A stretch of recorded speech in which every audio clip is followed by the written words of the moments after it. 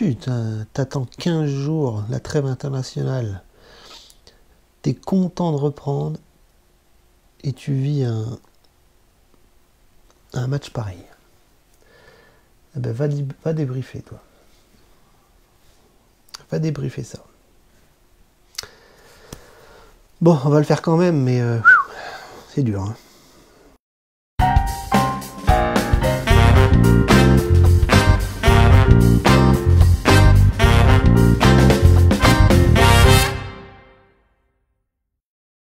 Salut tout le monde, salut les monégasques, bienvenue pour un nouveau débrief. Ça faisait longtemps qu'on s'était pas vu. Et forcément, c'était la trêve internationale, donc 15 jours de vacances pour les clubs. Et ça reprenait ce week-end. Et Monaco avait un déplacement pas facile. Voilà, on se déplaçait à Bordeaux. On avait un gros coup à jouer au niveau comptable. On pouvait monter pas sur le podium, mais juste derrière. Et c'était un match voilà, très important parce que toutes les équipes entre la 2e et la 20e place de Ligue 1 se tiennent. Et les victoires amènent forcément des placements intéressants dans les classements. Et là, voilà, on avait un gros coup à jouer. Et voilà, on va pas tourner autour du pot. On s'est foiré. On a perdu dans des conditions atroces. On a retrouvé le Monaco qu'on déteste voir. Tout a été contre nous, on a été mauvais, enfin tout a été, tout a basculé assez rapidement. Et on va voir que le scénario, les différentes phases de jeu ont été en notre défaveur. L'arbitrage, voilà, les prestations individuelles, etc. Donc bref, on a fait un match catastrophique, on est au classement, on est dans une merde noire, et en plus on affronte Paris la semaine prochaine, donc rien ne va. On est en train de retrouver un petit peu l'ambiance de la crise du début de saison et de l'année dernière, et ça fait un mal de chien. Donc pour ce match, Jardim avait quand même un groupe plutôt bon, plutôt correct, il avait des retours de blessures importants, hein. Cesc Fabregas était rétabli, Bakayoko était rétabli, Golovin n'avait rien, Glick avait le nez pété, il était là, mais il n'a pas joué. Voilà, les seuls absents importants, c'était Adrien Silva qui n'était pas là, et puis les blessures classiques, Goebbels et Pellegrini, bien sûr, Pellegrini qui s'est de nouveau blessé. Hein, c'est plus une surprise. Et Jovetic qui lui revient petit à petit, mais qui sûrement va se blesser aussi dans son retour. On va arrêter de rêver. Voilà, donc le groupe était bon, tout était là pour repartir de l'avant. Et au coup d'envoi, on a vu que c'était une composition totalement classique, sans surprise, avec le 3-5-2 qui revenait, avec Lecomte, Maripane, Badiachil, Jemerson qui était présent à la différence de Glick, et puis le milieu de terrain attendu, Henrich, Bakayoko, Golovin, piston droit Gelson, piston gauche Gildias, et devant la paire Ben Yedder, Slimani. Voilà, donc tous les feux étaient au vert pour faire quelque chose à Bordeaux. Et on va voir que, que la mayonnaise a vite tourné, que le soufflet est vite retombé. Et on est retombé dans nos travers, dans nos difficultés. Et là, on est dans une belle merde à tous les niveaux.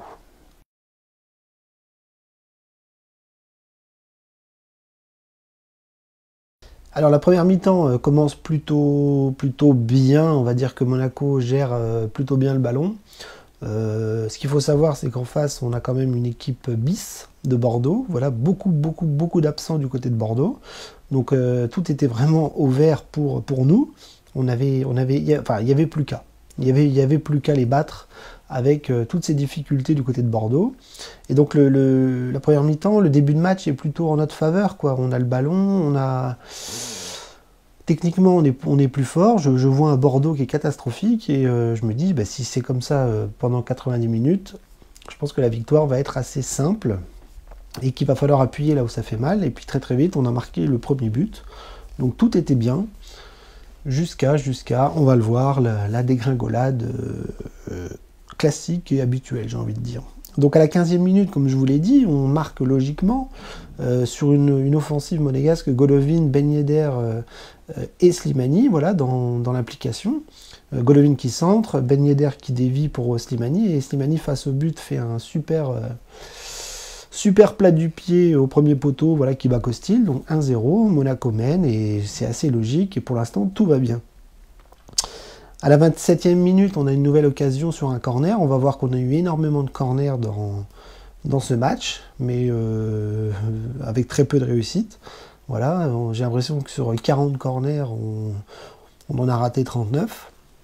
Et ça, c'est pas normal. Donc à la 27e minute, on a une belle tête de Bakayoko sur un corner qui essaye de redresser le ballon, et le ballon passe juste au-dessus de la barre de Costil. 28e minute, juste derrière, on a malheureusement le déclic de la rencontre, c'est-à-dire que très très vite, nous supporters, on se dit mais à quel moment on va faire l'erreur habituelle, et c'est à la 28e minute, c'est-à-dire que sur une passe d'un défenseur bordelais, le ballon arrive devant, très très rapidement devant pour l'attaque bordelaise, et sur une occasion, eh bien, on a Madja qui se retrouve face à Heinrich, face à Lecomte, et le but passe à ça, voilà, sur une erreur défensive, et sur un manque d'attention, une absence terrible qui fait que, comme d'habitude, on se fait très très peur. Donc heureusement le ballon est contré, mais sur le corner derrière, on prend le but, voilà, Pablo de la tête qui met un coup de boule, et personne ne saute, personne n'arrive à prendre le ballon, et on est complètement à la rue défensivement, et donc égalisation. Et c'est à partir de là que Monaco va commencer à partir en couille et à faire n'importe quoi. Juste avant la mi-temps, à la 44e minute, on a Lecomte qui sauve encore sur Tchouaméni. Voilà, une belle demi-volée, voilà, arrêtée par le gardien monégasque, Lecomte. Et puis à la 47e minute, dans les arrêts de jeu, on a Ben Yedder qui rentre dans la surface, mais qui bute sur Costil et qui n'arrive pas à mettre le deuxième but. Donc on se retrouve à la mi-temps avec un partout. On est très très déçus parce qu'on avait l'impression de maîtriser la rencontre, en tout cas la première période, et sur un but idiot mais classique de la part de notre défense monégasque, eh bien on rentre à la pause avec beaucoup de frustration, en sachant que devant, on n'a pas plié le match, et derrière, on se l'est plié tout seul. Voilà. Comme d'hab. Alors évidemment, en deuxième mi-temps, nous les supporters, on se dit qu'on va faire comme d'habitude, c'est-à-dire qu'on ne va pas jouer. Monaco, depuis le début de saison, a des deuxièmes mi-temps catastrophiques, et on se dit que là, par contre, c'est pas le bon plan, parce que malgré tout, Bordeaux est revenu, alors que c'était pas forcément mérité. Ils sont revenus, donc le mental est du côté de Bordeaux. Nous, on va essayer de reproduire un petit peu une deuxième mi-temps, un peu comme la première, mais on va voir que ça a vite dégoupillé. Et dès le début de la deuxième mi-temps, on a Ben Yedder dans la surface qui essaye de reprendre le ballon pied gauche, et qui essaye de la mettre sur la droite de Costil, mais le ballon est contré. Donc encore un corner pour Monaco qui ne donne rien. Et à la 66e minute, c'est là que le match va basculer pour Bordeaux, et qui va se foirer de toutes parts. C'est-à-dire que l'équipe va exploser de toutes parts à partir de la 66e minute, parce que sur une offensive bordelaise, on fait des fautes bêtes et on concède un coup franc très dangereux. Et sur le coup franc, en fait, Slimani met la main. Il prend un deuxième carton jaune parce qu'il en avait pris un bêtement en première mi-temps, je crois. Et donc il est expulsé. Donc penalty, expulsion, et ça va plus. Et ça va plus parce que tout est en train de vriller dans la tête des joueurs, dans les jambes, dans le système, dans tout. Donc le penalty est transformé, 2-1 par Depréville. Donc là on est à 10. Et autant vous dire que mentalement, Monaco n'y est plus. Défensivement, on n'y était plus non plus en deuxième mi-temps. On a tout foiré, on a tout bâclé, on a tout cassé. Et c'est terrible. Terrible parce que c'est des scénarios qu'on connaît par cœur. On les reproduit de match en match et rien ne change. Rien ne change. Et ça, je pense que c'est le plus problématique. Parce que quand vous faites un match comme ça, on peut l'accepter. Mais quand ça se reproduit éternellement, c'est bien qu'il y a un problème quelque part. Donc le match se continue. À la 71e minute, on a Costil qui sauve sur Bakayoko de la tête. Sans succès. 77e minute, c'est Bordeaux qui a eu l'occasion avec Benraou qui frappe sur le poteau. Et à la 79e minute, voilà, Ben Yedder qui rate un face-à-face avec Costil côté gauche. Voilà, il essaye de lui mettre entre les jambes. Mais ça ne donne rien et Monaco se dirige péniblement vers la fin du match avec très très peu de réussite. Jardim fait rentrer tous ses attaquants, mais ça ne sert à rien. C'est la panique complète pour l'entraîneur, pour les joueurs, pour les supporters, pour tout le clan monégasque qui est encore bien abattu ce soir. Et on repart de Bordeaux avec 0 points. On joue Paris la semaine prochaine, donc autant vous dire qu'on va prendre 0 points sur 6. Donc c'est une catastrophe. Je pense que le Jardim out va revenir de plus belle. Et là, pour le coup, c'est encore une fois excellemment justifié.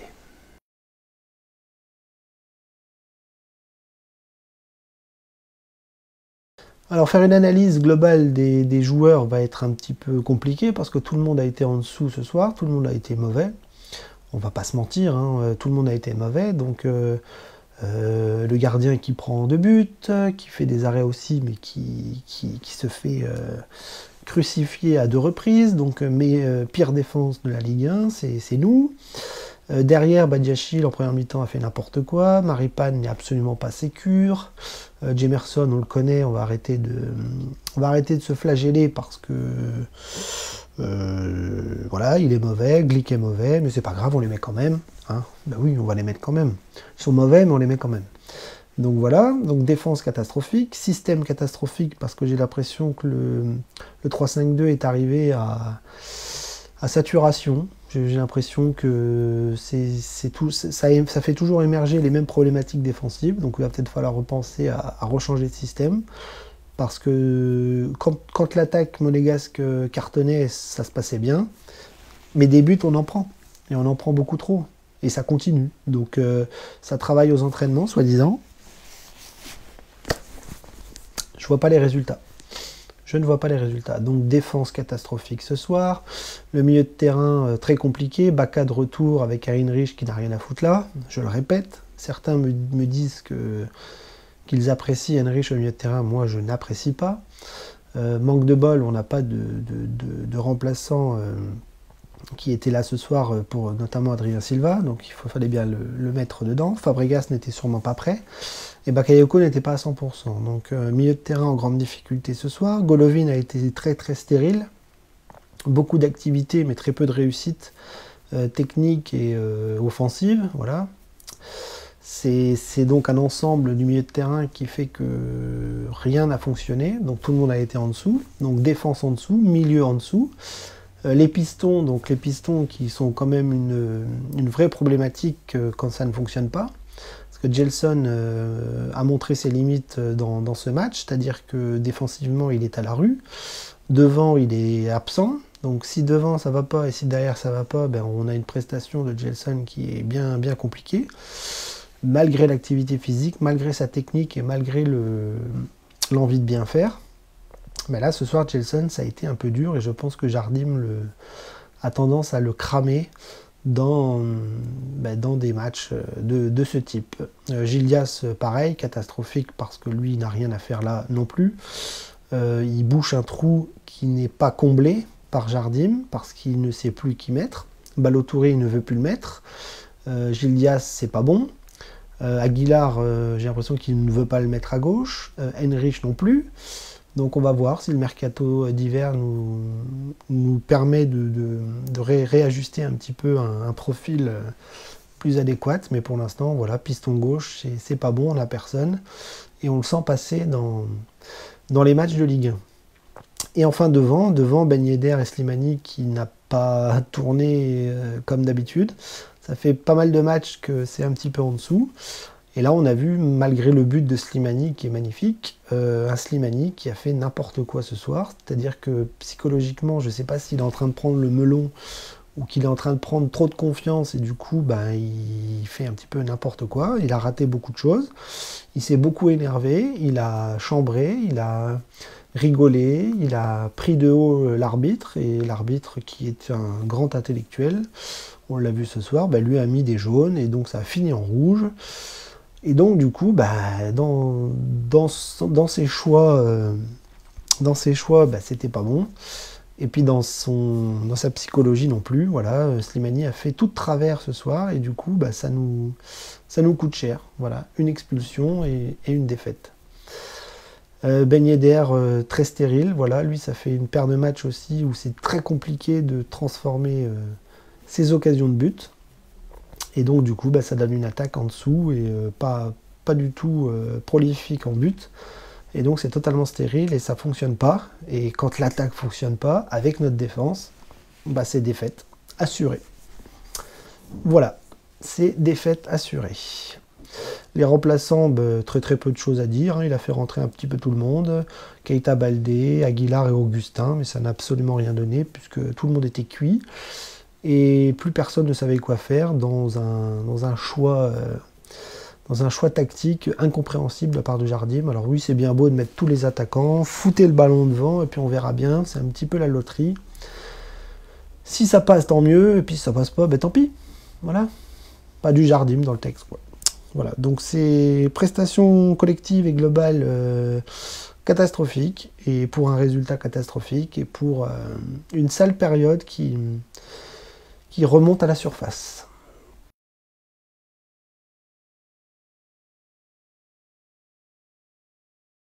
Alors les tops et les flops, ben, ça va être rapide parce que je ne vais pas mettre de top, hein, hors de question, après un match pareil. Et puis les flops, ben, j'ai envie de vous dire que j'ai envie de mettre toute l'équipe. J'ai envie de mettre toute l'équipe. Mais j'ai surtout envie de mettre Jardim, voilà, parce que le nom de Jardim va lui aussi remonter à la surface. Je ne sais pas ce qu'il a foutu pendant 15 jours, je ne sais pas ce qu'il fout depuis le début de saison. Petrov a déclaré dans les médias plein de choses. Voilà, beaucoup de vent, beaucoup de manque de crédibilité. Et je pense que Jardim cristallise un petit peu tout ce manque de crédibilité parce que ça fait quand même 2 ans que ça dure. Et à chaque fois que les résultats ne sont pas bons et puis que Monaco coule à tous les niveaux, ben voilà, le nom de Jardim ressort. Mais le problème, c'est que les dirigeants le confortent, le laissent. Et la saison est encore longue. Alors oui, on peut prendre des points, j'entends bien, mais on peut aussi continuer de stagner dans la médiocrité. Et Jardim donne cette impression-là, parce que je vois très très peu d'évolution. Alors certes, c'était une reprise de trêve internationale. On joue Paris la semaine prochaine, on n'est pas prêt de prendre des points, et du coup, ben, on va se retrouver quand même à la mi-championnat, presque au fin fond de la Ligue 1. Voilà, comme l'année dernière. Mais Jardim est toujours là. Donc allez comprendre. Bon ben voilà. Donc le seul flop de la soirée, ou enfin de l'après-midi, comme on veut, ça va être Jardim, voilà, parce que lui incarne quelque chose d'assez problématique qui est je sais pas, le manque de travail, le manque d'implication, le manque de réaction, le manque de vision à long terme ou à court terme, voilà, impossible de réagir pendant le match, une tactique qui fonctionne plus, du travail à l'entraînement qui ne donne pas grand chose, etc., etc., etc. Voilà, donc la défense monégasque, l'attaque stérile, enfin toute l'équipe monégasque, plus Jardim dans mon flop ce soir.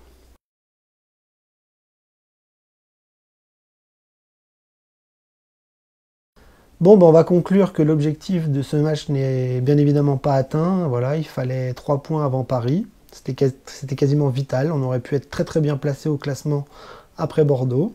Ça n'est pas le cas. On se fait défoncer. On prend un rouge. On prend des buts. Enfin bref, tout est reparti au noir. C'est une nouvelle petite crise qui commence. Et je ne peux pas croire que la semaine prochaine, on va rectifier le tir face à Paris. Je pense qu'on va perdre, comme d'habitude, en toute logique. Nous n'avons pas de défense, nous sommes catastrophiques à ce niveau-là. L'attaque est en train de s'enrayer un petit peu et ça ne fonctionne plus non plus. Donc voilà, on a tous les éléments tous les feux qui sont au rouge actuellement. Et c'est terrible parce qu'il va falloir attendre encore très très longtemps avant d'espérer une éventuelle remontée. Certes, au classement, tout le monde peut battre tout le monde, mais à l'instant T, on n'est pas bien et on est au fin fond, dans les bas-fonds, j'ai envie de dire, de la Ligue 1. Donc voilà, la semaine prochaine c'est Paris, ça va être encore une épreuve difficile. Mais c'est pas grave, on va essayer de discuter un petit peu entre supporters, on va essayer de se remonter le moral comme on peut, mais c'est pas facile, c'est vraiment pas facile cette année, c'était pas facile l'année dernière. Et on en chie. Voilà, on en chie. Bon, Daguet Monégou quand même, à la semaine prochaine et bonne semaine à tous.